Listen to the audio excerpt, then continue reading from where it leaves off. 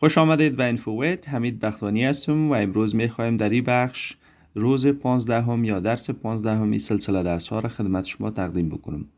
دوستا از شما 14 درس گذشته، اما شما نگران نباشید، من لینک های تمام او 14 درس در دسکریپشن میگذارم. شما بسیار براحتی میتونید اونا را نیز بیننده باشید.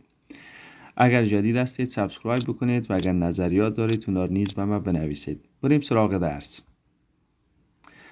مثل همیشه ما در آغاز محاوره داشته می باشیم و امروز محاوره ما درباره سوال where است.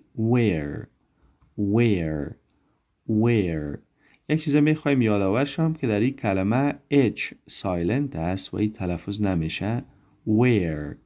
where معنیش است کجا یا در کجا. یک سوال است که بیشتر درباره یک موقعیت یا یک جا می پرسد. Where are you from? Where are you from? Where are you from? Where are you from? معنیش است شما از کجا هستید. Where are you from? I'm from Afghanistan. I'm from Afghanistan. یعنی من از افغانستان هستم. فعلا من سوال میکنم، شما جواب بدین. Where are you from? That's great. Where is he from? یا میگیم where is she from?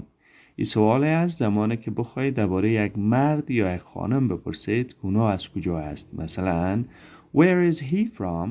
او مرد از کجا است؟ یا where is she from? او خانم از کجا است؟ He is from England. He is from England. یا she is from England. یعنی او از انگلستان است. انگلند، انگلستان. خب من سوال میکنم، شما جواب بدین. Where is he from? That's great. And where is she from?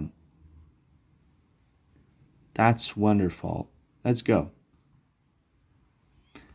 سوال بعدی. Where do you work? Where do you work? Where do you work معنیش است شما در کجا کار میکنید. در کجا کار میکنید. Where do you work?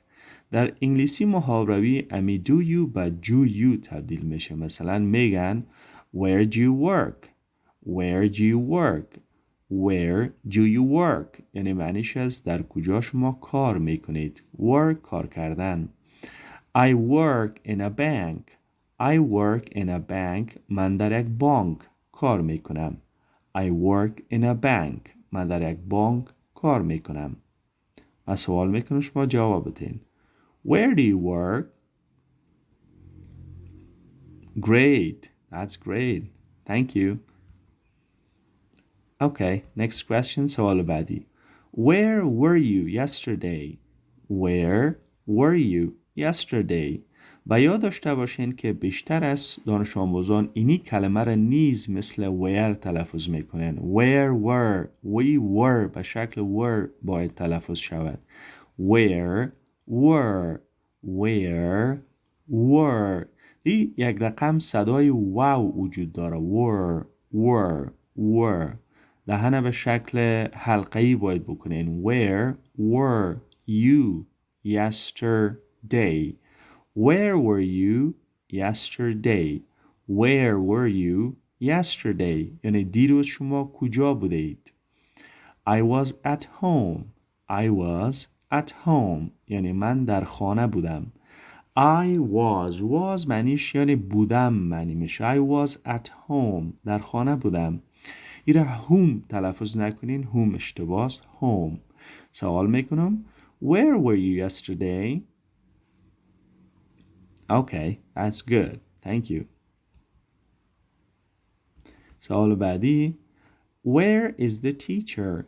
Where is the teacher? Where is the teacher? یعنی استاد در کجاست. Where is the teacher? درباره موقعیت استاد میپرسه. Where is the teacher? The teacher is in the class. یا میتونیم بگیم she is in the class. She is in the class یعنی او در صنف است. She is in the class. سوال میکنم. Where is the teacher? Okay, good. سوال بعدی Where are the books? Where are the books? Where are the books? یعنی کتاب ها در کجا هستند؟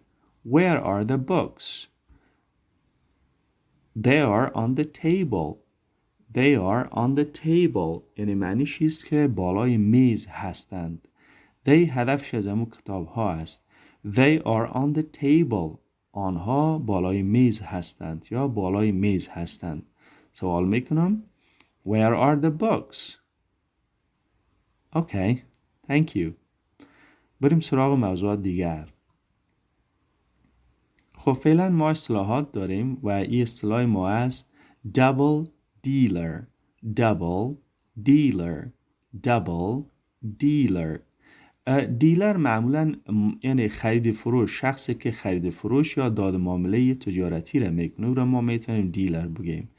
دبل یعنی دوچند معنی میشه. دبل دیلر شخص را میگه که منافق میباشه، درویه میباشه یا دوپه میباشه. دوپه یعنی به این معنی که معمولا فریبکاری میکنه این شخص یا این فرد و این رقم افراد بیشتر پیدا میشه.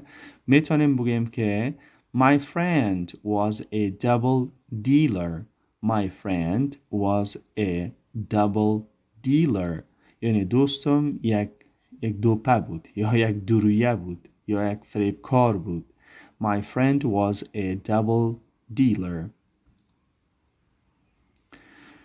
Blow the whistle. Blow the whistle. Blow. Blow. blow دوستایی blue تلفظ نکنین blow the whistle on someone blow the whistle blow the whistle زمانی که whistle میگین اینی تیش در وسط سایلنت میشه blow the whistle on someone blow هدفش پف کردن است اینی اشپلاق است blow the whistle یعنی بالای کسی اشپلاق پف کردن یا زدن هدفش به شکل نیست معنی واقعیش باز چیزی دیگری است blow the whistle زمان استفاده میشه که یک شخص در حالت دزدی باشه و شما بالایش شپلاق کنین یا زنگ خطر بزنین پس او درگیر میره از این خاطر blow the whistle معنیش میشه درگیر دادن یعنی کسی را شخص را درگیر دادن یا شیطانی کسی را کردن معمولا ما ایره میگیم شیطانی کسی را کردن یا کسی را درگیر دادن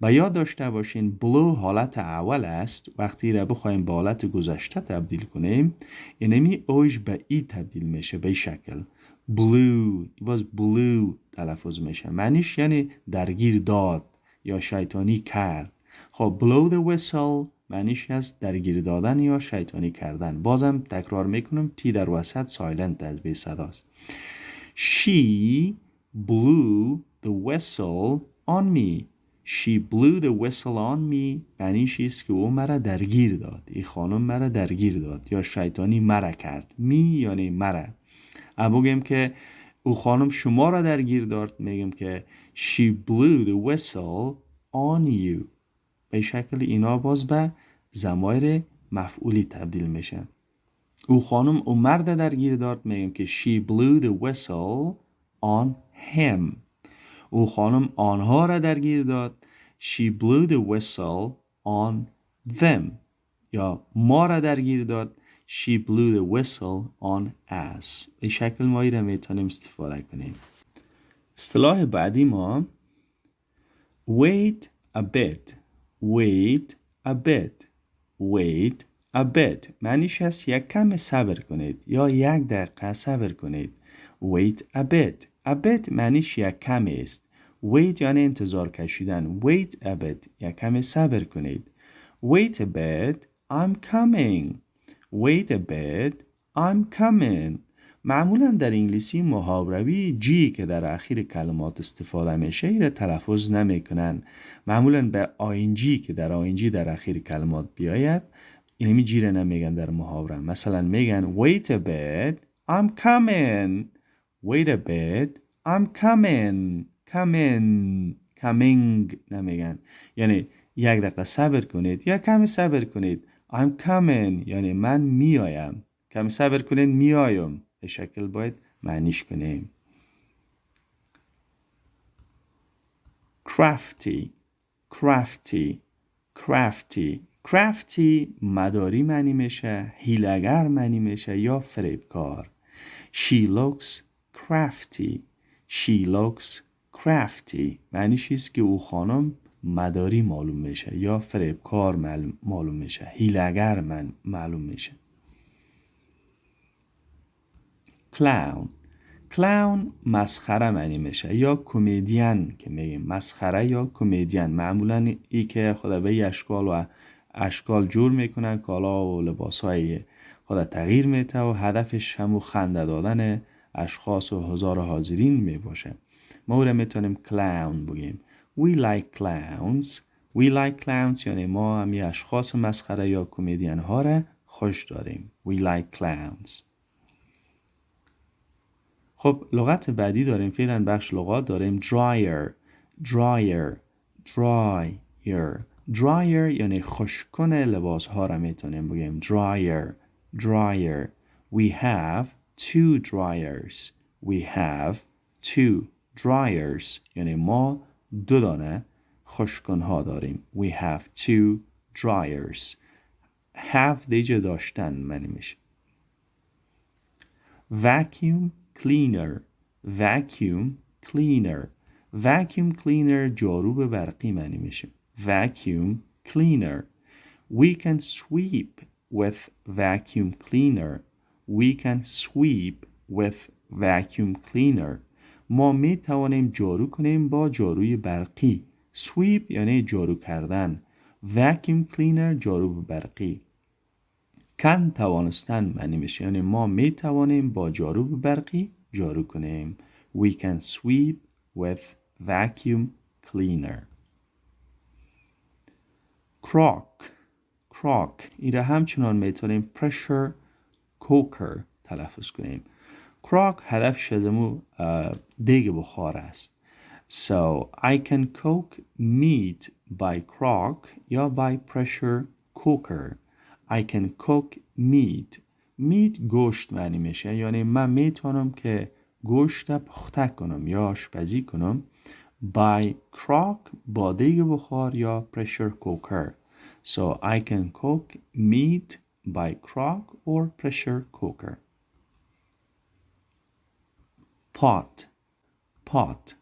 pot هدفش دیش است یا دیگ. به این شکل دیگه یا دیش شما میتونین pot بگین. I need a pot. I need a pot. من به یک دیش ضرورت دارم. air conditioner به یاد داشته باشین این لغت air تلفظ نکنین. air اشتباه است. air conditioner حالت دهنده هوا را میتونین بگین، یعنی یک ماشینی که شما بتونین با او هوای گرم سرد بسازین یا سرد گرم بسازین. تغییر دهنده هوا یا تبدیل کننده هوا. Turn on the air conditioner یعنی شما می AC را چی کنین؟ روشن کنین. معمولا ما در عامیانه AC میگیم. AC هدفش از همون air conditioner گرفته شده، یعنی ایر هوا و کندیشنر هم حالت دهنده یا تغییر دهنده. turn on یعنی روشن کردن معنی میشه.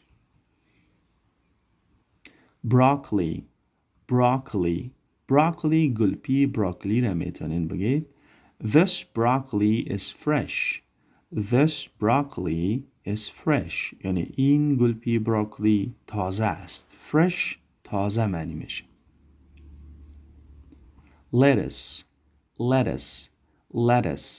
lettuce کاهو معنی میشه. همین دو تای تی که در وسط هست به شکل د تلفظ میشه، یعنی انگلیسی محاوربی امریکایی د تلفظ میکنیم.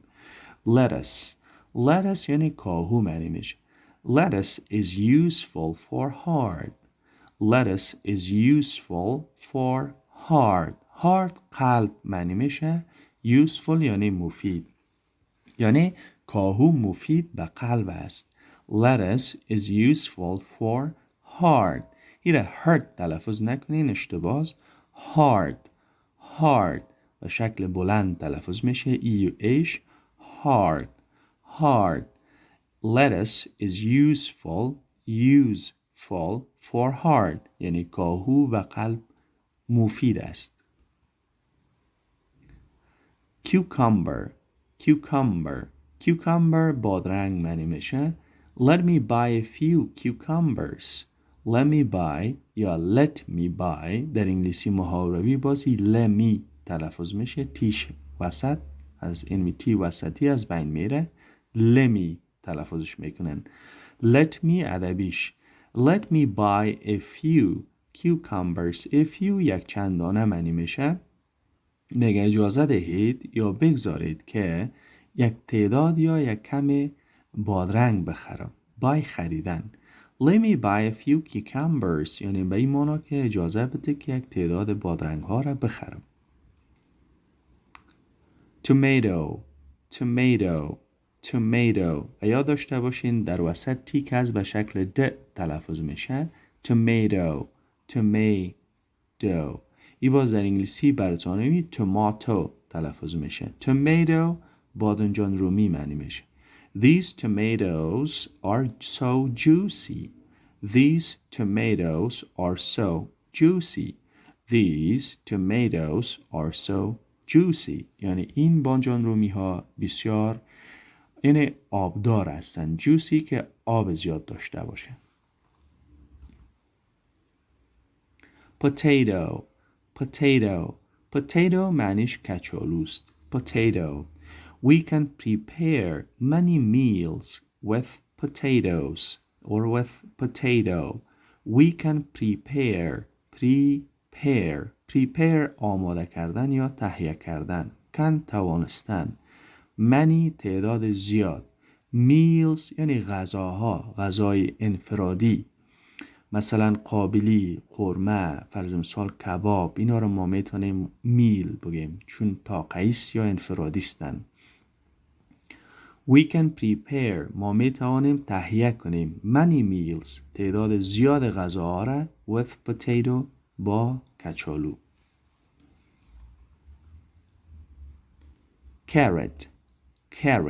carrot زردک معنی میشه.